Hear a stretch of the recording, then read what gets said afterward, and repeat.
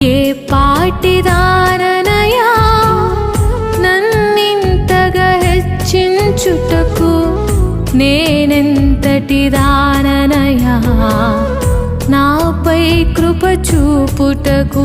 నా దోషము భరించి నా పాపము క్షమించి నన్ను నీలా మార్చుటకు కలువరిలో మరణించి ప్రేమించే ప్రేమామయుడా, నీ ప్రేమకు పరిమితులేవి.